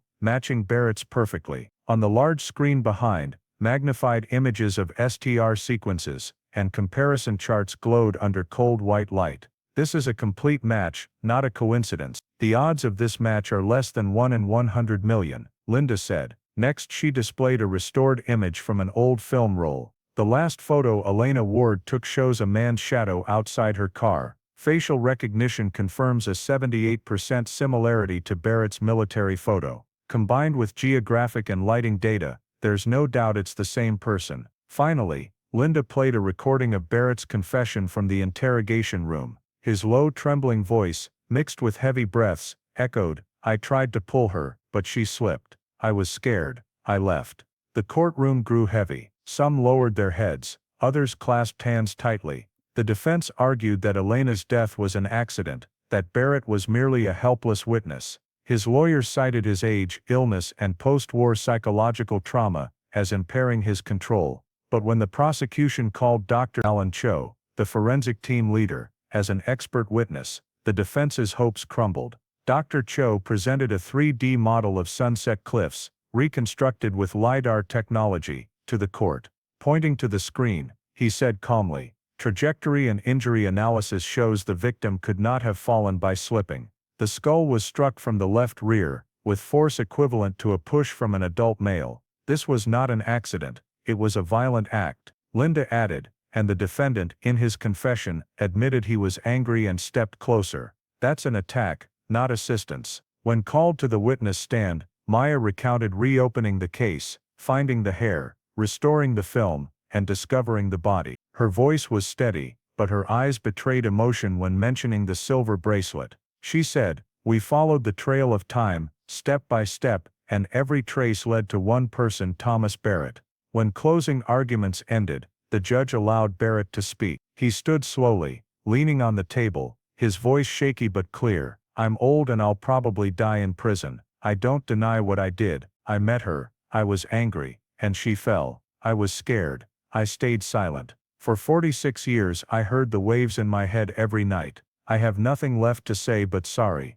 He bowed his head, tears streaming down his wrinkled face. Prosecutor Linda Moore responded briefly, "Remorse cannot bring back Elena Ward's life, but today justice has finally spoken." After 2 days of deliberation, the jury returned with a verdict. The room was silent as the foreperson stood to read. The jury find the defendant Thomas Barrett guilty of second-degree murder. Barrett closed his eyes, his shoulders slumping. Maya exhaled softly, as if releasing the weight of decades past. On sentencing day, Judge Callahan looked directly at Barrett. "You took a life, and left a family waiting nearly half a century for the truth. Though you are old, the law has no age. This court sentences you to life in prison without parole." The gavel struck 3 times, echoing through the room. Barrett bowed his head, hands trembling. As officers escorted him out, he turned to Maya. "Thank you for finding her." Maya nodded slightly, saying nothing. Outside the courthouse, afternoon sunlight fell on white flowers, left by residents for Elena Ward.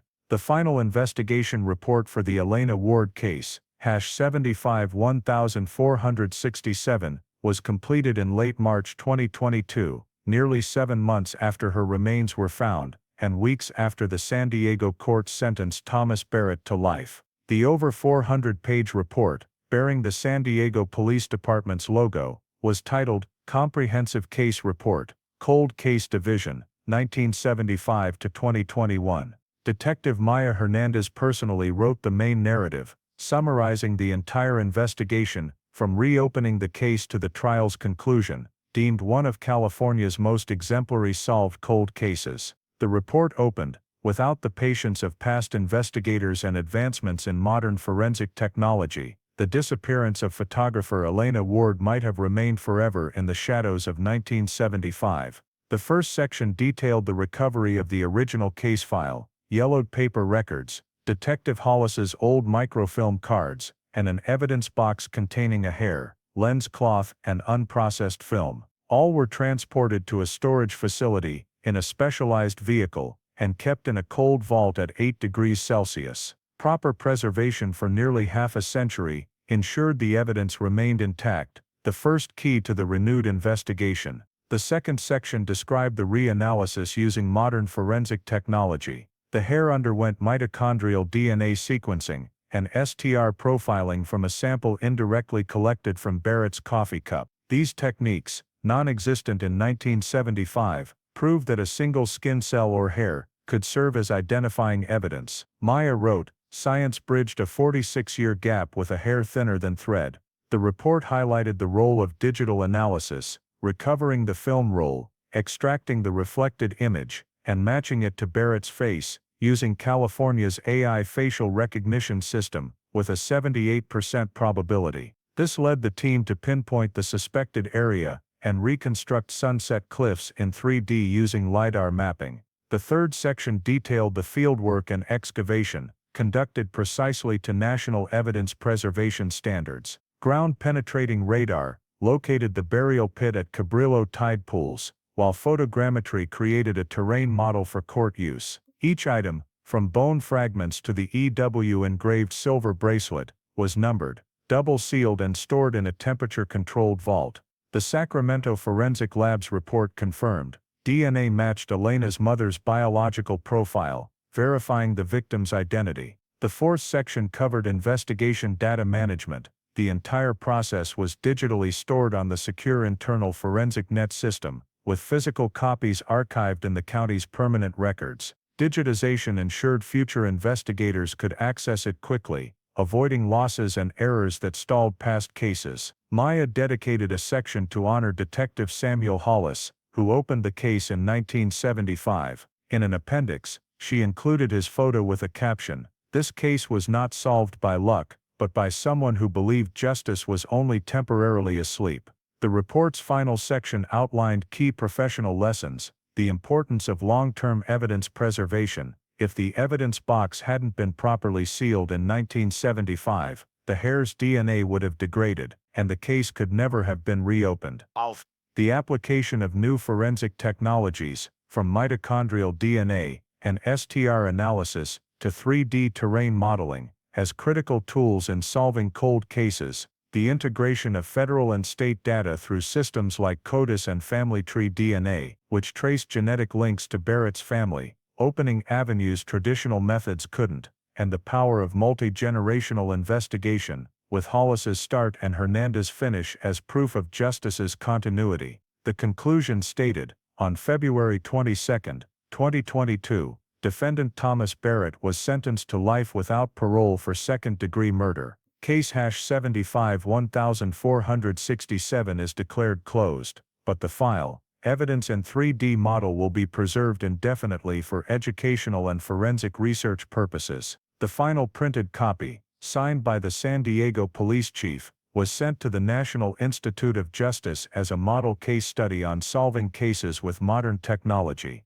That afternoon, as Maya signed the last page, she stood and looked out her office window. San Diego glowed under the sun, the sea sparkling in the distance. She whispered, as if to herself and those who came before, "Justice is never lost, it just waits for enough data to be found." In the evidence vault, the box containing the hair, film roll, and Elena's silver bracelet was placed in a closed verified storage unit. The green light on the vault lit up.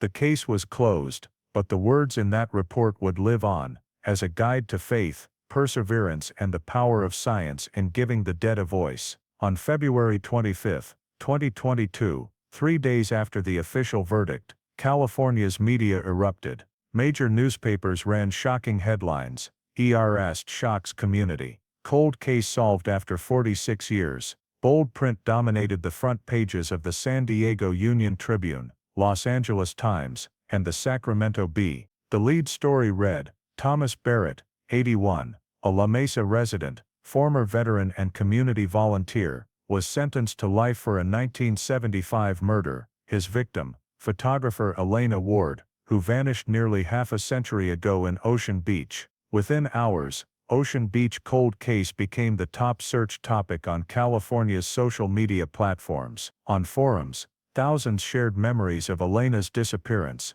stories passed down by parents, or from those who lived near Sunset Cliffs as children. One user wrote, "I met Barrett as a kid. He fixed my dad's car." "It's hard to believe someone like that hid such a horrific secret." The Ocean Beach community struggled to accept the truth. Barrett had been seen as one of the neighborhood's kind old-timers, joining beach cleanups and occasionally donating to the local church. A familiar face, quiet, greeting neighbors with a tired smile. When the news broke, many were stunned. Martha Lewis, owner of the coffee shop where Barrett drank every morning, told a reporter, "He sat in the same spot for years. I can't imagine he killed someone." The whole neighborhood is in shock. NBC San Diego opened its evening news with a special report, "The Photographer and the Veteran, a cold case finally closed." Footage showed Sunset Cliffs at dusk, interspersed with Elena Ward's black and white photos, her youthful smile frozen in time. The anchor's warm voice said, "She vanished in the summer of 1975, leaving behind her car, camera, and a mystery spanning nearly half a century. Today justice has taken shape, but the community she called home remains shaken." Major Los Angeles and San Francisco stations sent reporters to Ocean Beach. Footage showed residents placing flowers, photos, and candles on the cliff, where Elena's remains were found. A wooden sign bore white-painted words, "Oh, "Welcome home, Elena." A reporter asked Eric Dunn, a middle-aged man who was an elementary schooler when Elena vanished, "What do you think, knowing the killer lived here all along?" He shook his head. "I thought he was a good guy. He taught kids to fix bikes. Looking back, it gives me chills. We lived next to a murderer, and never knew." The press dug into the case details, how the evidence box was preserved, how the film was restored, and how DNA exposed the killer after 46 years. The Los Angeles Times wrote, oh, "This is not just a story of a forgotten crime, but proof of forensic science's power, and the persistence of those who seek justice. Without meticulous preservation of a single hair, Elena Ward's case would have remained a coastal city's mystery." The San Diego police held an official press conference. Detective Maya Hernandez, who led the investigation, stood before dozens of cameras. She said briefly, "We know the community is shocked, but the truth is Barrett hid this for nearly half a century. That he was familiar to many only proves crime can hide right beside us." Beside her, prosecutor Linda Moore emphasized forensic technology's role. "This isn't a miracle, it's the result of believing justice can transcend time."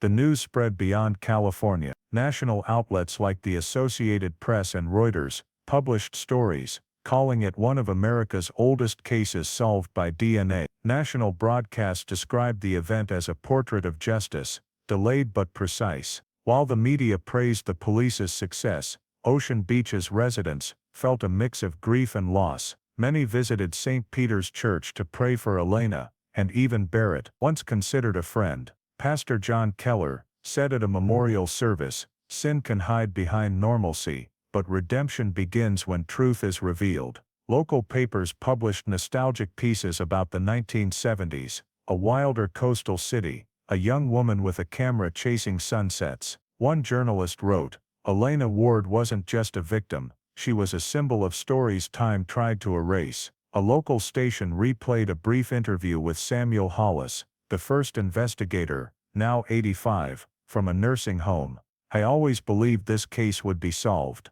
When I heard he was caught, I cried, not out of hate, but because that girl was finally found." In the days that followed, Ocean Beach was steeped in both sorrow and peace. Residents erected a small stone marker near the cliff's edge, engraved Elena Ward 1951, 1975. She saw the world through her lens. Now, the world finally sees her truth. On television, a reporter closed the evening news with a vivid sunset over the sea. Elena Ward's case is closed, but her story will live on in Ocean Beach, as a reminder that sometimes the scariest thing isn't darkness, but silence that lasts too long.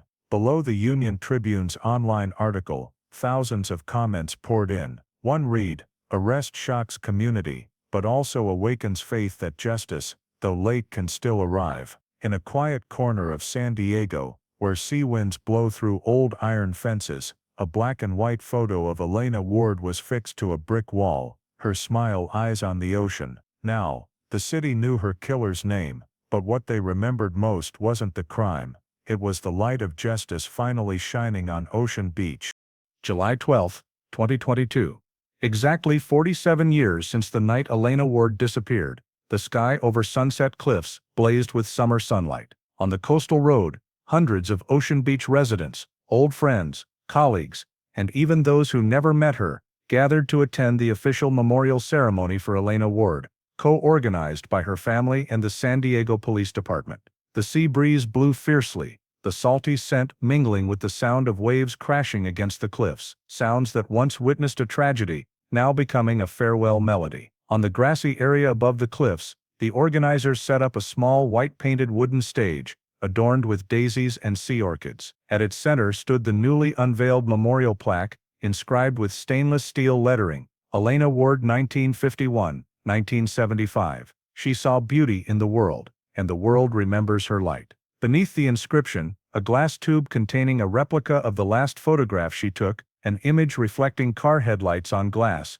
was permanently placed in a niche within the plaque. Elena's family now consisted of only a few distant relatives in Riverside. Representing them was David Cole, her former fiancé, now 72, who had provided testimony that helped solve the case. He stood by the memorial, holding a small bouquet, his voice trembling as he spoke. "For years, I thought she was just a part of a memory without closure. But today, seeing everyone here, I know Elena has returned to the sea, not in loss, but in peace." Maya Hernandez, in her police uniform, stood quietly in the back row. She didn't want to speak, only to listen. But when the MC invited the representative of the investigation team to share, all eyes turned to her. Maya stepped onto the stage, the wind tossing her dark hair under her cap. She looked out at the sea, then turned to the crowd. "I didn't know Elena Ward," she said, "but I know her story, because it lingered in the files for nearly half a century. We were just the ones who came after, finishing what those before us started. Justice didn't come early,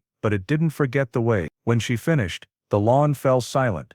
then erupted in prolonged applause, blending with the sound of the waves. The area behind was arranged as a small outdoor exhibit, recreating the investigation's journey. In clear glass cases, original case evidence was displayed: a rusted semi-automatic camera, a developed film roll, a silver bracelet engraved with EW, and a photocopy of Barrett's notebook, the original still stored in the evidence vault. Each item had a detailed description: recovered at Cabrillo Tide Pools, 2021, stored in evidence box #75 1467. Visitors paused, bowed their heads, and read each line. Some wept when they saw the black and white photo Elena took at the newsroom in 1975, her eyes radiant, as if untouched by tragedy. At the entrance to the exhibit, the police department set up a tribute board for those who helped solve the case. Detective Samuel Hollis, who began the investigation in 1975, Detective Maya Hernandez, who concluded it in 2021, and the California State Forensics Team. The board featured an engraved quote from Hollis: "The sea never hides forever what humans try to bury."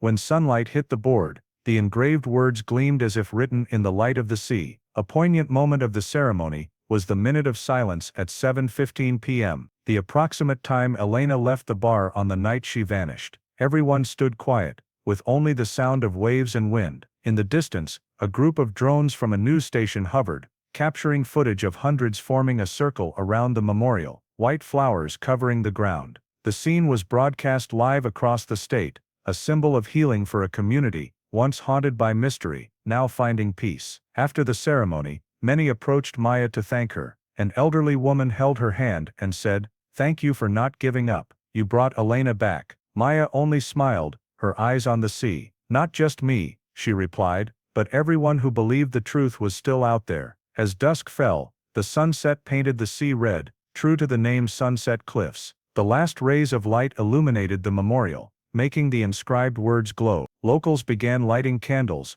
placing them in a circle around the plaque. From a small speaker, the raw voice of a local artist sang "California Dreamin'," a song Elena once loved. The melody blended with the waves, as if the entire space melted into the memory of 1975. A separate corner of the ceremony was dedicated to San Diego High School art students who had recreated Elena's photographs. They hung their paintings along the metal fence by the cliff's edge. Scenes of sunsets, the sea, women taking photos. One painting of Elena holding her camera, facing the sea, bore the caption, "She's still looking." As night fell, the candlelight created shimmering streaks along the cliffs. The MC invited everyone to recite the memorial words: "We remember Elena Ward, who taught us that light lies not only in photographs, but in the journey to find truth." Maya left the ceremony. As the city lights began to glow, she paused at the cliff's edge, looking down at Cabrillo, where they once found Elena. Now there were only waves and moss,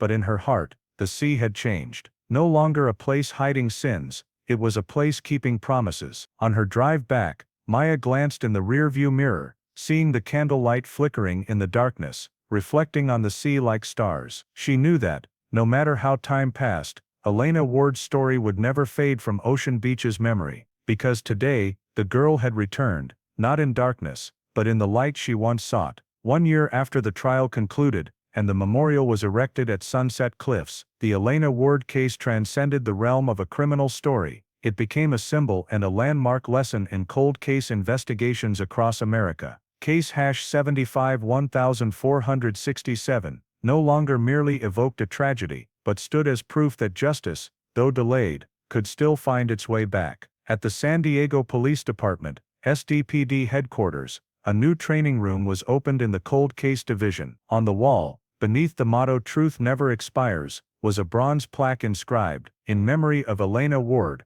whose story taught us to listen to the evidence that time tried to silence." Training courses for young officers now began with a lecture called the Ward Protocol, a set of investigative procedures drawn directly from the case. In a report to the California Department of Justice, the Elena Ward case was described as a milestone in rethinking evidence management and applying forensic science to long-standing cases. Previously, many old pieces of evidence were destroyed after 20 years due to storage limitations. But from 2023, new regulations mandated that all evidence from homicide and missing persons cases be preserved indefinitely in a central cold storage. This system was named eVault, short for Elena Evidence Vault. Inside, thousands of evidence boxes were tagged with QR codes and digitally archived, ensuring no hair, fabric, or blood drop would be forgotten again. Beyond storage improvements, SDPD partnered with the California State Forensic Center to develop a microtrace DNA testing program.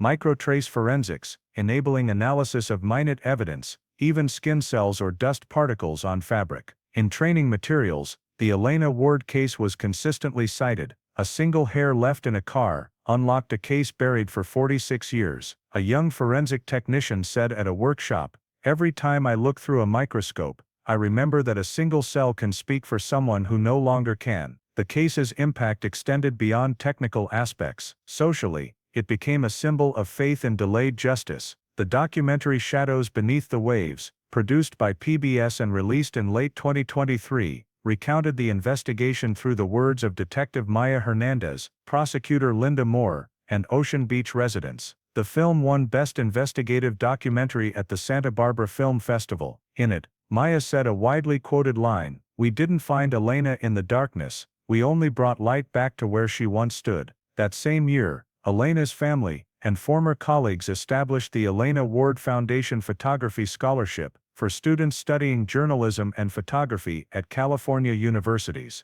The fund supported young people who dare to tell the story of truth, no matter how faint the light. Each year, 2 Lens of Truth Award scholarships were granted at the University of San Diego, alongside an outdoor photo exhibition at Sunset Cliffs. In the first exhibition, students recreated Elena's photos, the sea, sunsets, and ordinary faces, as a tribute to the girl who carried her camera to her final moments. The case was also integrated into the training program at the State Police Academy. Trainees reviewed digitized case files, learning how to handle aged evidence, and coordinate with federal agencies for DNA analysis. Many called this the Ward effect, describing a comprehensive shift in investigative thinking. An SDPD commander remarked, "We used to think time was the enemy of investigation. Now we understand time is just a test of whether justice is patient enough." For Detective Maya Hernandez, after closing the case, she was promoted to head of the cold case unit. Yet she maintained her habit of visiting Sunset Cliffs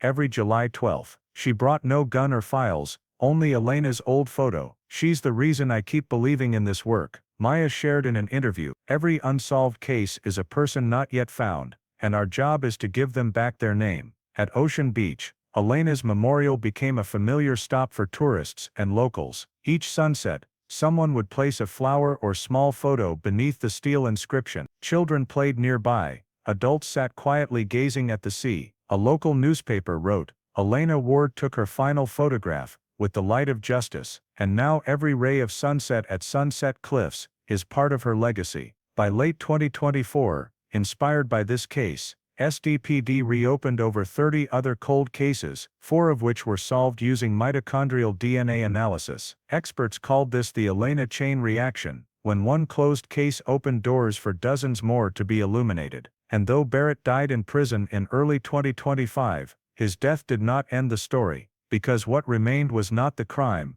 but the lesson of faith, perseverance, and the value of truth. At a National Crime Investigation Conference in Washington, D.C., Maya concluded her speech with a quote from Elena's diary, found in her old apartment, words she had read hundreds of times: "Light may be obscured, but it never disappears, it only waits to be found." She paused for a few seconds, looking at the silent audience, then said, "Justice is like that light, it may come late, but when it arrives, it makes the whole world stop and see." Outside the conference center, photographs of Ocean Beach sunsets lined the hallway. In their golden glow, Elena Ward's smile still shone, as if she had never left. The Elena Ward story reflects much about America today. Technology can heal gaps in justice, but only when communities and authorities persistently preserve the small traces of truth. A single hair left in a VW Beetle, a film roll reflecting a figure at Sunset Cliffs, a 1975 notebook,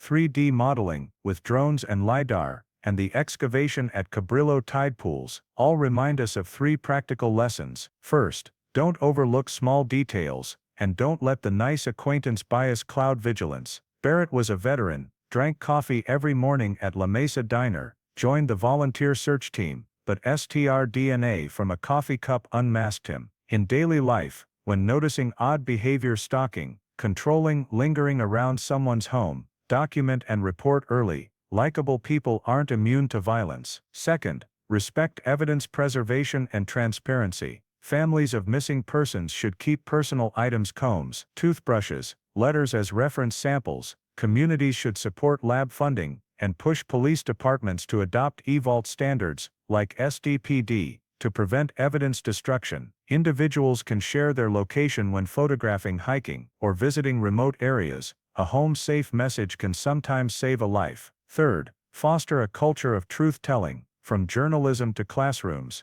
the lens of truth scholarship in Elena's name encourages young people to tell honest stories. While we should consume news responsibly, no conspiracy theories, no victim blaming. Arrest Shocks community is just the start. The true legacy is a community that's vigilant but not panicked, trusts science, but doesn't forget compassion. So justice, though late, always finds its way. Thank you for joining us on this journey to seek justice for Elena Ward, a story that reminds us that truth may be buried, but it never disappears. Please subscribe to our channel, and follow our next video, where we continue to tell stories of other cold cases, where justice, though delayed, still arrives to light up the darkness.